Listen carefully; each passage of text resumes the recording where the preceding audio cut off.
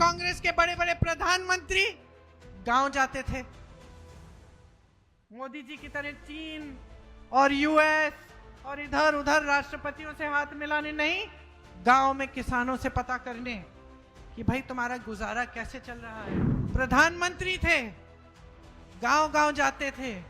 गांव में एक महिला ने कस के डांट दिया, ठीक है राजीव भैया, प्यार तो बहुत करते हैं आपसे, लेकिन वोट नहीं देंगे अगर हमारा नल नहीं लगेगा। ये थी मानसिकता। ये मानसिकता ही इस देश की राजनीति की नींव थी। और आज इस देश के प्रधानमंत्री आपके सामने आते हैं और फिजूल की बातें करते हैं। ना तुम्हारा धर्म बचाने का काम कर रहे हैं और ना तुम्हारा भविष्य बचाने का काम कर रहे हैं।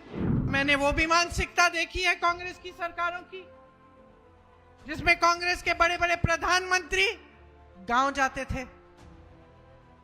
मोदी जी की तरह चीन और यूएस और इधर उधर राष्ट्रपतियों से हाथ मिलाने नहीं, गांव में किसानों से पता करने कि भाई तुम्हारा गुजारा कैसे चल रहा है, तुम कमा पा रहे हो खेती से, हम कुछ कर सकते हैं तुम्हारे लिए। मैं खुद गई हूं अपने पिताजी के पीछे पीछे, अमेठी के गांव में, कस के डांट खाए। वो प्रधानमंत्री थे, सुनिए, 400 सीटों से आए थे सत्ता में, मोदी जी से ज्यादा। प्रधानमंत्री थे, गांव गांव जाते थे। गांव में एक महिला ने कस के डांट दिया और मैं घबरा गई। मैंने सोचा ये पिताजी को डांट रही है, मैं तो पिताजी से डरती थी क्योंकि बड़े पक्के थे वो, हम कुछ गड़बड़ करते थे तो डांट खाते थे खूब। और महिला डांट रही है गांव की, और मैं देख रही हूं कि भाई ये डर नहीं रही है, ये तो डांट रही है। किस लिए डांट रही थी?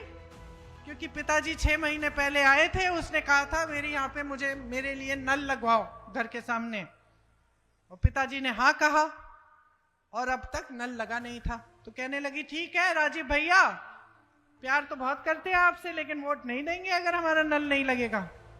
ये थी मानसिकता। और मैंने जब पिताजी से पूछा कि पिताजी वो तो महिला आपको डांट रही थी, आपको बुरा नहीं लगा?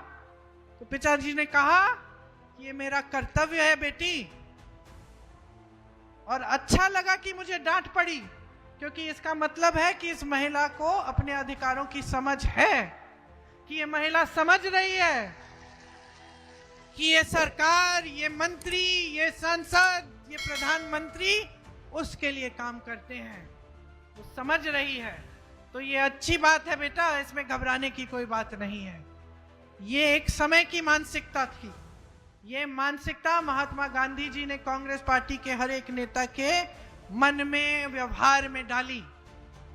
ये मानसिकता ही इस देश की राजनीति की नींव थी। और आज इस देश के प्रधानमंत्री आपके सामने आते हैं और फिजूल की बातें करते हैं, आपके विकास की बात नहीं करते, आपकी नौकरियों, आपके रोजगार की बात नहीं करते, यहाँ महिलाओं की सुरक्षा की बात नहीं करते। क्या बात करते हैं? मैं सुन रही थी कल उनका भाषण, कैसे कैसे शब्द बोल रहे थे, कट्टा, दुनाली, गोली, फिरौती, रंगदारी, हत्या, अपहरण, खून की नदियां, ये बातें, ऐसी बातें करनी चाहिए इस देश के प्रधानमंत्री को? शर्म आनी चाहिए उनको। चुनाव का समय है, आपको बताएं कितने रोजगार दिए हैं 10 सालों में, आपको बताएं महिलाओं के लिए क्या किया है, उनको अपने पैरों पे खड़े होने के लिए क्या दिया है, आपको बताएं कि ये जो महिलाएं यहाँ पे खड़ी हैं, नौजवान, इनके लिए शिक्षा के लिए क्या किया है। यहाँ पूर्णिया में अस्पताल क्यों नहीं है? अच्छा, एम्स क्यों नहीं लगवाया? यहाँ 10 साल हो गए हैं और आपकी बात करने के बजाय डर, भय फैलाने वाली बातें, आपका ध्यान भटकाने वाली बातें, कभी महिलाओं को बोलेंगे धर्म के आधार पर शपथ ले लो और भाजपा को वोट दो। अरे भाई क्यों? क्यों? क्या किया है आपके लिए भाजपा ने? मैं एक गांव में गई थी, वहां महिलाएं ने मुझे, महिला थी एक, मैंने पूछा ये बच्चे स्कूल नहीं जाते?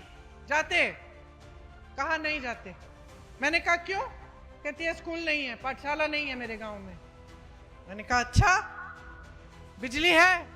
कहती है नहीं है। खंबा लगा था 10 साल पहले, अभी बिजली नहीं आई। फिर मैंने पूछा पानी आता है इस नलके में? कहती है नलका तो लगा गए लेकिन पानी नहीं आता। तो मैंने कहा फिर किया क्या है आपके लिए सरकार ने? कहती है दीदी कुछ नहीं। मैंने कहा वोट किसको दोगे?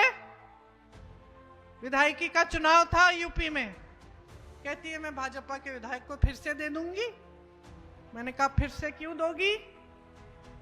कहा क्योंकि मेरे घर आए थे, दुरदुरिया किया, प्रार्थना की हमारे साथ और हमसे शपथ खिलवाए हैं कि धर्म के नाम पर हम वोट देंगे।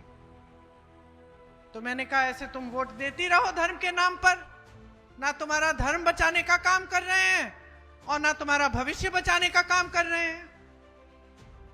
तो मैंने उसको समझाया जागरूक बनो, इन बातों में मत पड़ो। जो तुम्हारे लिए काम करेगा उसके लिए अपना वोट डालो।